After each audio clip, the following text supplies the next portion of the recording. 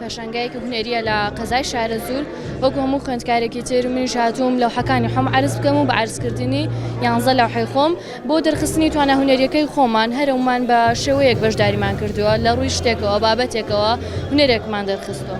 هەر وێنەیەکم گوزارش لە شتێکی تایبەتمەندی خۆیەکە هەر دەربارەی ڕۆژ ئاواوە دەربارەی سروشتەوە دەربارەی دایک و مناڵەکان و هەروەها ئافرەت و پیاو بەتەنیا و کوڕش بەتەنیا دەرخستنی هەموو توانایەکە واکە کە ترس لە خۆتان نەمێنێت هەست بکە کەسێکی ئازاد دەتوانیت هەر هەموو شتەکانی خۆ دەرخی لە ڕێگەی کەسایەتێکیشەوە بێت. ئەلحەمدولیلا هێشتا باشە لە چاو هەموو شتێکە کچەکان دەتوان بێن ئازادەکانی خۆیان بەدەست بخەن و هەموو ئەو شتانێکە لە ناخیانە هەیە هەر بە فڵچەکانیان دەری بخەن بێن لێرەیە عەرزی بکەن.